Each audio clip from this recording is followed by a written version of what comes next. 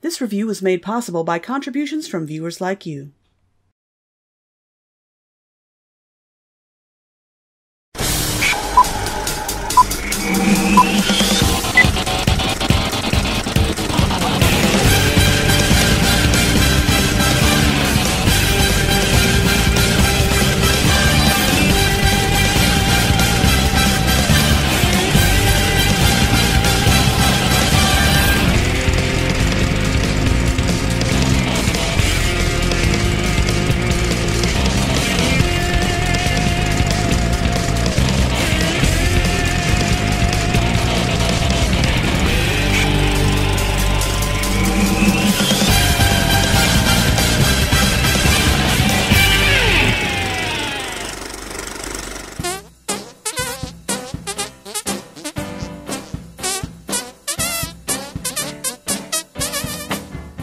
Hey guys, it's the second review of Free Comic Book Month, and as always, since I'm going to be doing 2 comics in this review, let's start things off with Duel Identity number 0. The cover is rather interesting, being split down the middle from a lightning bolt, and suggesting the dual identities of this sexy Jekyll and Hyde lady. By day she's Wonder Woman, and by night she's... Spider-Woman with guns? Never saw someone spend their day as 2 superheroes, but let's see how she pulls this off. Our comic opens in what I can only guess is Los Angeles, although Town Hall back there looks a little naked without the bat signal, where a superheroine named Andromeda is holding a press conference. On a rooftop. She really couldn't think of a more convenient place to talk to the press. And they have to have a couple of fans blowing on her, because you're not very likely to encounter any kind of wind from this high up. When asked if the problems she has to face ever make her feel hopeless, an unknown voice feeds her the answer through her earpiece. I also believe that most people are good and are trying to do the best they can. Right, and Santa and the Tooth Fairy are real. She ends the conference and changes into her alter ego, Artemis, who looks like Andromeda wearing her own variation of George Clooney's Batsuit at the end of Batman and Robin. Yep, no one will ever recognize her in that. And then she changes into a waitress's uniform? That was pointless. She's posing as part of the staff at a party being thrown by billionaire inventor Griffin Bell, who got rich for creating the Undernet, a brand new internet that offers complete privacy and anonymity.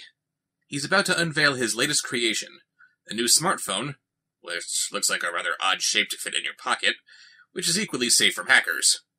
He's also afflicted with asthma, and Artemis here is trying to kill him with a hairpin loaded with hyperallergens. So she's an assassin who spends her off time holding interviews where she gives lots of people plenty of opportunity to take pictures of her and record her voice. Nope, I can't see this biting her in the ass. An old friend of hers gets in the way of her target, but she's able to sneak away thanks to her clothes going all glitchy. Okay, her narration boxes say that it's camo, but camo doesn't mean invisible. It'd be a lot cooler and a lot more demonstrative of her abilities if she just suddenly disappeared like Batman. She changes into her Andromeda outfit again. What? And it looks like now would be the perfect chance for her to kill Bell, since he's right there in front of her. But she gets distracted by another old friend of hers who just happens to be there. Our heroine has ADD. Nice. She changes into her civilian outfit again before pursuing Bell, then bumps into her first friend again! This might be funny if I wasn't sure this comic is trying to sell itself as being completely serious. She somehow anticipates where Bell is going and sneaks into the room before he does, while hiding on the ceiling and holding on to absolutely nothing, and she has him right where she wants him. What crimes are you hiding that you need anonymity? Hey lady, there's nothing wrong with wanting a little privacy. Because the right to privacy is not a crime, he has no idea what she's talking about. I believe that most people are good. Undernet exists to protect them from those who aren't. Why is naivete such an attractive quality in a man? Oh god, here we go. She says that she won't hurt him, and that they'll be sending someone else to kill him. Then she just leaves. Why? This guy says he's innocent, and that's enough for her to call off the hit? I leave Bell with his lungs functioning, having failed to complete the job. No, you didn't fail. You just quit because... If my good girl alter ego has affected my judgment, I may have to kill Andromeda before the group kills me. Good girl alter ego? What are you talking about? Even if your good girl alter ego, whatever the hell that means, had any part of you not killing this guy, wouldn't that convince you that maybe this guy is worth protecting? No, just run away and end the comic right there. That's fine. On to our next comic, The First Daughter. It's the year 2014. I'm pretty sure that's President Obama face-palming behind the Resolute desk. And I have no idea who this girl being thrown through the window by a giant lizard is. With a title like The First Daughter, you'd think that this would be Sasha or Malia Obama, but it looks more like Pam Grier with blonde highlights. And I don't know what she's on, but if she's wearing this relaxed expression while being thrown through the window by a giant lizard monster, that's gotta be some powerful shit. Our comic opens on the girl from the cover waking up in her bed. My name is Tasha Tasker, and I'm pretty sure I'm awake. Great. This whole comic is going to be a semi-conscious fever dream. It would appear that Tasha here is still getting used to her new life, since her father just became president. In 2014. So, her daddy killed Obama and somehow climbed the ladder so that he would be president? President No Obama here is visited by this little goblin creature who says that Tasha is once again needed to save the world. He insists that this mission won't take too long, so she activates her super-duper robot suit so she can get it done before school starts. So, this is where Marvel got the idea for black female Iron Man? She flies off to Camp Hero State Park in Montauk Point, New York, to investigate an old science laboratory. It was the site of some experiments that went wrong in the 1980s, and no one thought about investigating before now. Her little goblin boss shows her some footage of this monster that the scientists somehow plucked out of the space-time continuum, which has since been bouncing randomly through time and space. He knows that the monster will reappear now because Michael Jackson here told him that 200 years ago. Did you get all that? Good, because that is too stupid for me to repeat.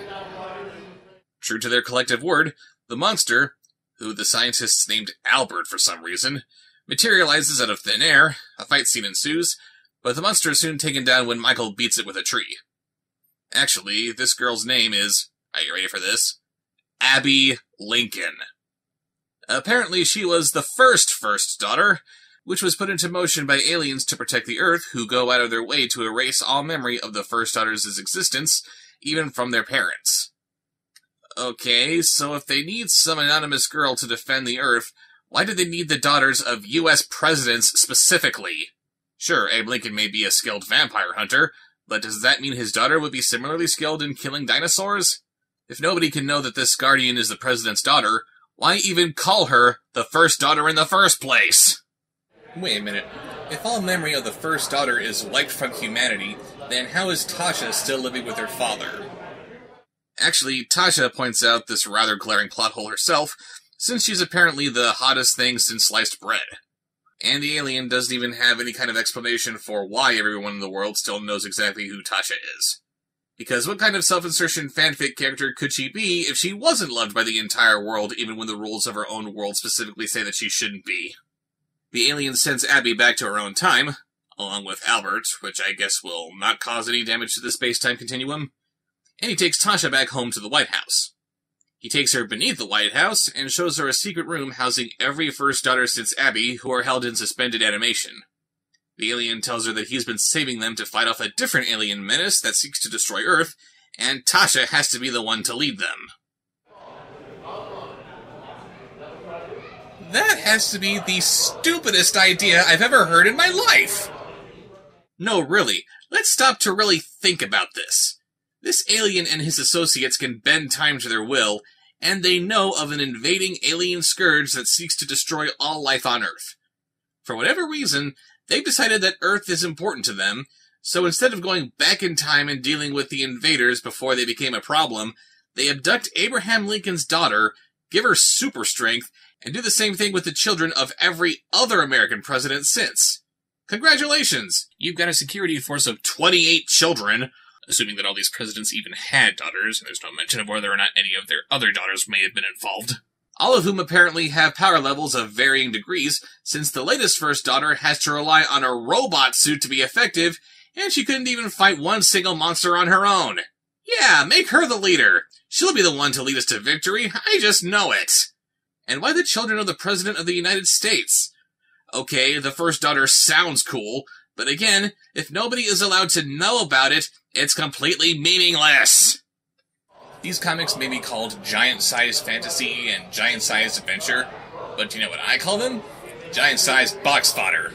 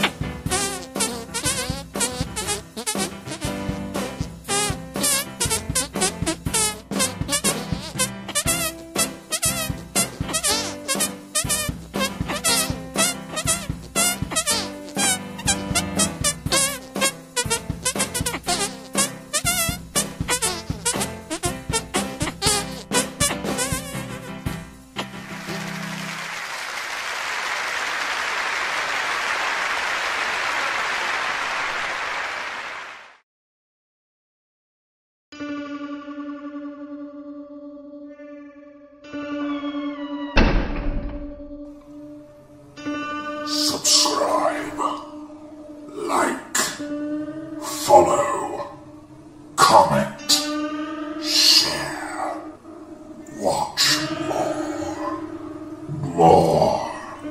more.